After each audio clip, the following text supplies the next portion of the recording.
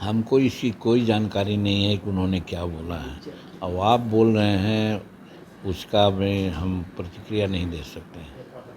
Sir, NEET के paper leak को काफ़ी हंगामा हो रहा है। विरोधी दल बोल रहे हैं कि भाजपा जहां जाती है पेपर लीक कराती नहीं, इसमें भाजपा और कांग्रेस और महागठबंधन का मामला नहीं है। एक बात सही है कि नीट के परीक्षा में पेपर लीक हुआ है, उसके अलावा बिहार में भी कई जगह हुआ है, लेकिन उस पर सरकार बहुत सख्त हुई है और कार्रवाई कर रही है। आप देखते हैं कि जो उसमें लगे हुए हैं उसमें भी एजेंसी जांच कर रही है, उनके गार्जियन से भी बात कर रही है। तो कहने का मतलब है कि उसको इरिडिकेट करने के लिए, ख़त्म करने के लिए सरकार कटिबद्ध हो गई है और हम समझते हैं कि आगे अब इस प्रकार की बातें नहीं होगी। लेकिन आपको लगता नहीं कि जिस तरह से लगातार, चाहे वो शिक्षक पेपर लीक का मामला हो, सिपाही पेपर लीक का मामला, इसमें कई मास्टरमाइंड, पिन किंग जो है नालंदा के संजीव मुखिया और कई लोगों का नाम आ रहा है, तो इसमें लगता नहीं कि बिहार के जो गरीब और मेधावी छात्र हैं उन पर एक ज़रूर पेपर लीक होने से स्वाभाविक बात है कि जो गरीब है और मेरिटोरियस है उसका मेरिट और गरीब का जो होना चाहिए जस्टिस नहीं हुआ है। पैसे वाले लोग, पैरवी वाले लोग पैसा दे करके अपना पेपर लीक करवा करके पढ़ते रहे हैं, आगे बढ़ते रहे हैं। इसी बात को संज्ञान में ले कर के आप देख रहे हैं कि एजेंसी, सेंट्रल एजेंसी है, वो जांच कर रही है। सरकार ने उसको पूरा मदद करने की बात की है और सरकार कठोर से कठोर कार्रवाई करने के लिए यहाँ तक के हुआ है कि एक कानून लाने जा रही है, कानून बनाने जा रही है कि इस पर सख्त कार्रवाई होगी। मुजफ्फरपुर का एक मामला आया है, मंत्री जी शेल्टर होम का मामला आया है। लड़कियों को बुलाया जाता था, गंदे काम कराए जाते थे।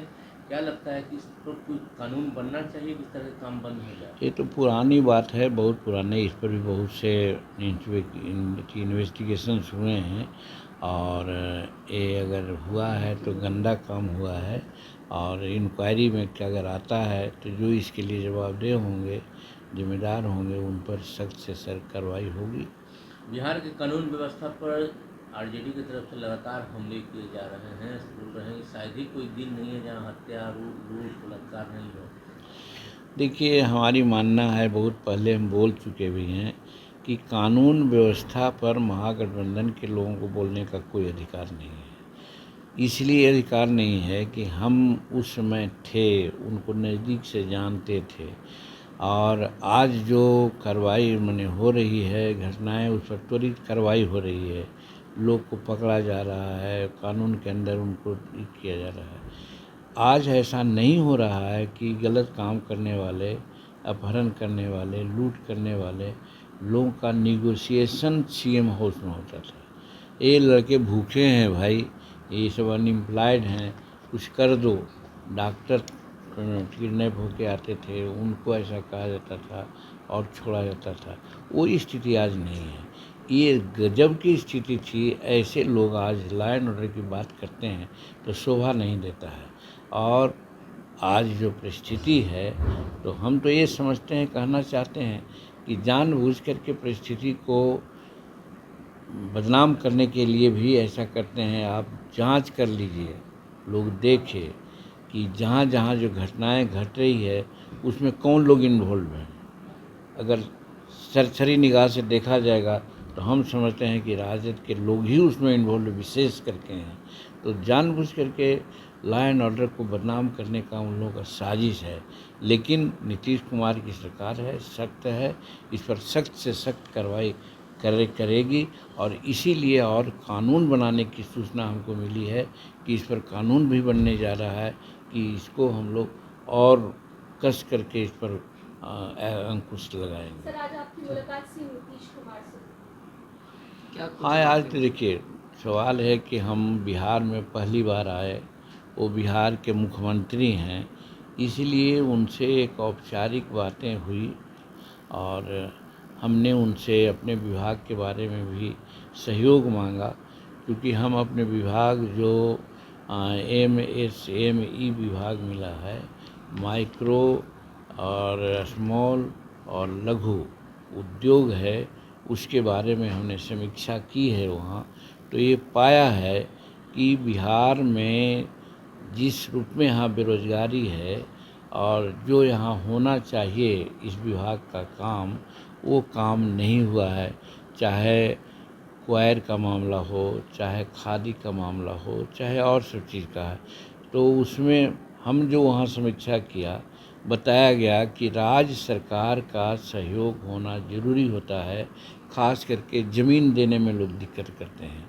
तो इस पर हमने माननीय मुख्यमंत्री से वार्ता किया कि भाई हम वहाँ समीक्षा किया है, अभी विशेष समीक्षा नहीं कर पाए हैं क्योंकि अभी जस्ट स्टार्ट हुआ है हमारा। अभी पीए और ओएसडी वगैरह का जो है वो लोग अभी फिक्स न हुए हैं, लेकिन तो भी किया है। उसमें यही बात निकल के आई है कि सरकार ज़मीन देने में कोताही करती है, इसलिए वैसा होता है। तो मुख्यमंत्री जी को हम धन्यवाद देते हैं, उन्होंने बहुत साफ शब्दों में कहा कि जो भी ज़मीन की ज़रूरत होगी हम लोग सब ज़मीन देंगे, आप अपना काम कीजिए। और हमको मंत्रालय मिला, हमको मंत्री पद मिला, इसके लिए उनके प्रति भी आभार व्यक्त हमने किया है। और साथ हमने कहा है कि माननीय मुख्यमंत्री जी, हमारे रूप में जो आज कैबिनेट मंत्री है केंद्र में, अगर इसको वृक्ष मान लिया जाए तो वृक्ष को लगाने वाला, जल रोपण करने वाला आप ही हैं, इसलिए आपको बहुत बहुत धन्यवाद दें। तो ये धन्यवाद देने के लिए गए थे। ठीक है, चलिए। पनोरमा ग्रुप, जो सोचता है वो करता है। आपके अपने सपनों। ये लो मुंह मीठा करो, आज मैंने अपना जॉब छोड़ दिया, अब हम पूर्णिया वापस जाएंगे। जॉब छोड़ दिया है? मतलब ये घर कैसे चलेगा? हम करेंगे क्या? और माँ बाबूजी क्या बोलेंगे? इसलिए मैं एक और मिठाई का डब्बा लाया, अपने बिजनेस के लिए लोन अप्रूव हो गया। अरे लोन अप्रूव हो गया वो तो ठीक है, लेकिन पूर्णिया में हम रहेंगे कहाँ? अपना घर भी तो नहीं है वहाँ। इसलिए तो एक और मिठाई का डब्बा अलग से लाया हूँ। हमने पूर्णिया में घर ले लिया है, पूर्णिया के ई होम्स पैनोरमा में। पूर्णिया में पैनोरमा ग्रुप लेकर आए हैं ई होम्स पैनोरमा। बड़ा घर, आलीशान जिंदगी और अत्याधुनिक सुविधाओं के संग। अरे अरे, अब क्यों मुंह मीठा करवा रही हो? क्योंकि हम घर वापसी जो कर रहे हैं। घर वापसी की खुशी पूर्णिया में ई होम्स पैनोरमा के संग। E Homes Panorama, luxurious lifestyle redefined.